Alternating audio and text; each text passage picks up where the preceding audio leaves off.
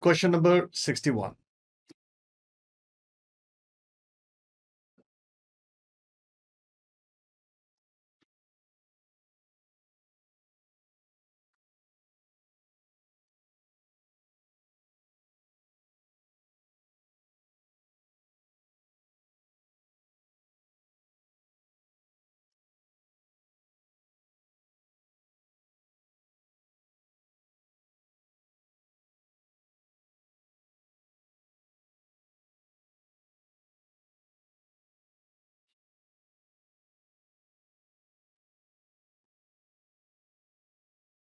And the correct answer is B.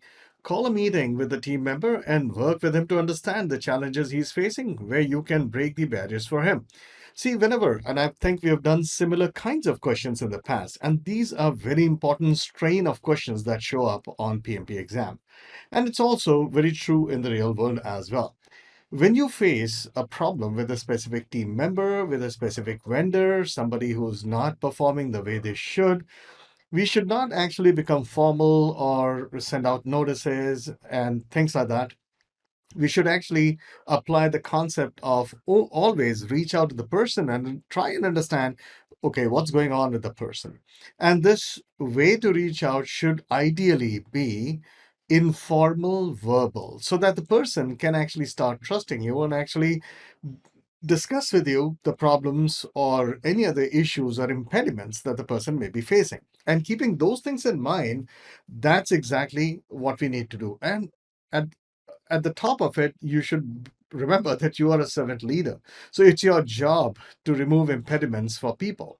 So the best answer is call a meeting with the team member and work with him to understand the challenges he's facing. Now look at A, summon the team member to your office and ask for explanation. Summon is a term which does not mean just call somebody. Summon is a very officious thing, which means that you're actually calling somebody for giving a peace of mind, or it's very officious, and that will put people on defense. You don't even know the circumstances why the person is behaving or he is kind of getting delayed. So you need to understand the situation first. So this is probably not a good thing to do, which is alpha. Then you go to C, ask your other team members to help this person and you focus on other project priorities. How do you know that the person actually needs other people's help? Maybe he's facing some other issues. So you need to actually first figure out with that person. So even this is assuming that the person is not capable or doesn't understand. So this is a lot of assumptions and this is incorrect. Let's move on to D. Escalate the issue to your sponsor and ask that the person be removed from the team. That is an extreme step without even knowing what the person is going through. So the best answer is B. Bravo. All right, let's move on to question number 62.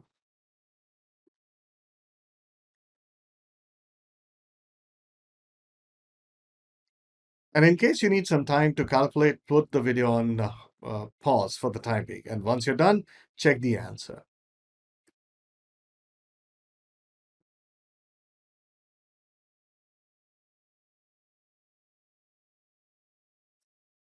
And the correct answer is 28. Basically, when you remember the formula of n into n minus 1, we now know that we have 8 stakeholders, not 7. And therefore, if you look at the formula n into n minus 1 divided by 2, that gives you the channels of communication. It actually amounts to 8 times 7, which gives you 56. And when you divide it by 2, you get 28. And that's the answer. In case you're looking for a course, an examination readiness course, which is going to get you ready in just under 16 hours to ace PMP exam. Does a course like that exist? Yes, it does. Well, all you have to do is type pmvideo.pm-pulse.com. That's my site for PM videos. And over here, you have a few PMP 2021 related videos. The very first one is PMP Dash. PMP Dash for acing PMP 2021. When you come to this particular landing page, you have a video which will give you an introduction to entire PMP Dash. It also contains certain things which are there in PMP Dash. There will be samples of what's contained inside. You can make an informed decision. The best thing is it gets you ready in just 16 hours. It contains every aspect of what's going to be covered in the PMP exam. Not only that, it has also 180 questions, full examination set guided by me.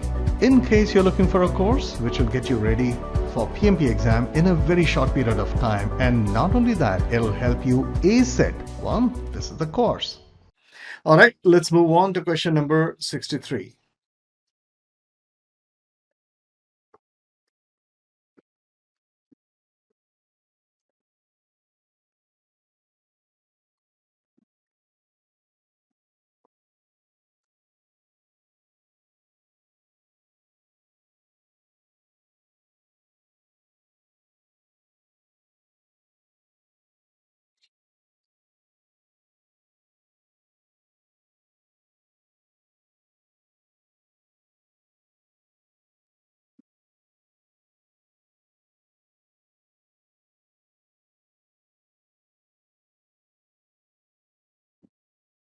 And the correct answer is D. You see, you should not escalate directly. As I said, you must try to understand exactly what the problem is. So we are giving a chance in D to present the change request as per company process. If it is denied, you can then escalate because you gave the person the chance to get it done. So escalate the issue to management for assistance and submit an emergency change request, right? So this is very important that yes, you're on critical path. There's lot of things at stake here, but at the same time, you cannot make an assumption and do other things like argue with the change manager until he relents. Well, that's being unprofessional. Even if the other person is being unprofessional, and you must maintain your emotional intelligence. So C is not a good answer. If you look at B, ask the IT managers to install the patch as part of another change request that was approved. So this is a bit surreptitious. So in the guise, because this is not the right thing in many respects. So, because your own artifacts will not get affected, your artifacts won't change. So, this is not a very good thing, right? So, when you go to A, ask one of the system engineers to install the patch during the next maintenance window. Well, you could do that, but then that's basically bypassing a person's role. So, and that person, if that person is not doing the job, you need to get it escalated. So, the best answer between A, B, and C and D is D. You gave him a chance, but if he doesn't, get it done, then you have the right to escalate and go for an emergency situation. All right, let's move on to question number 64.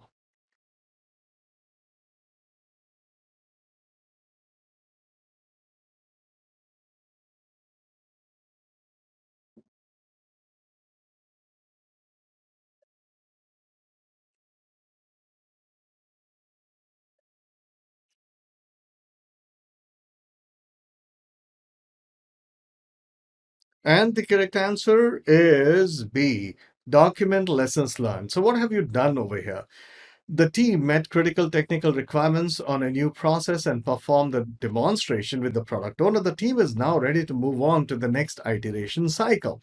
So, demo has been seen and things look okay, kind of. The question is silent about it. That means we have finished with one particular iteration and we are now ready to move to the next iteration.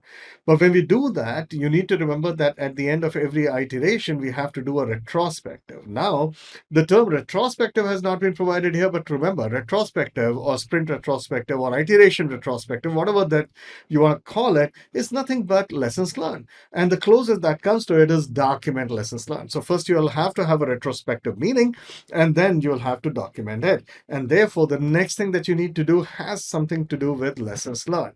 If you say A, perform appraisal for the team members, you'll probably not do it yet because other iterations are still there. And of course, this is more or less an ongoing process. C, hand over the project to the customer. Well, this is not the entire project getting over. This is just one iteration getting done, and you have to move on to the next iteration. So even this is incorrect. D, execute a sprint completion stand up meeting. There's nothing known as a sprint completion stand up meeting. Basically, we're talking about retrospect, and that's the best answer. All right, cool. Let's move on to question number 65.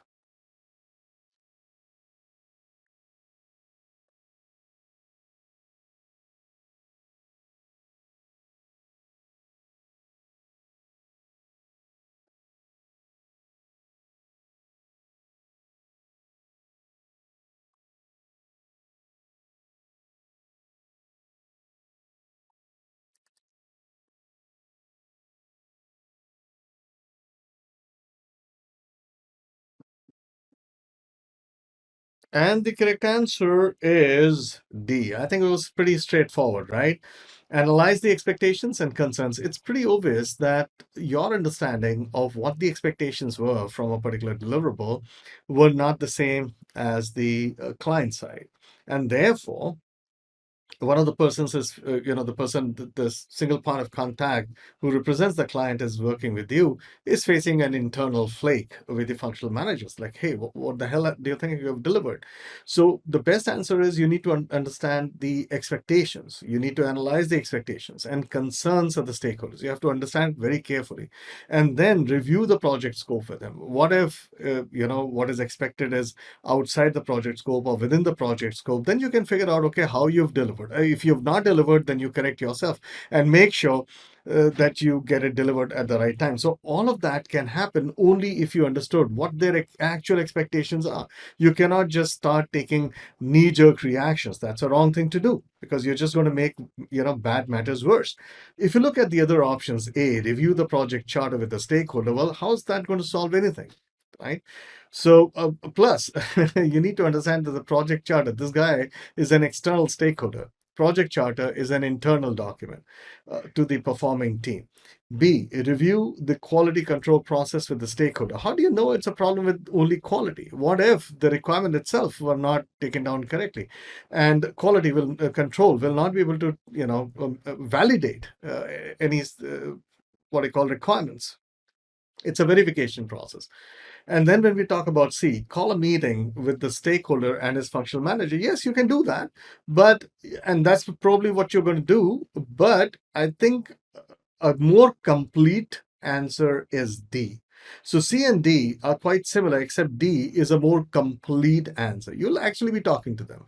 You may or may not meet the functional manager depending on what is the current political situation on the client side, but at the same time, you may even meet them. So that's not the point. The point is between C and D, this is much better because it explains what is it that you're going to do, right?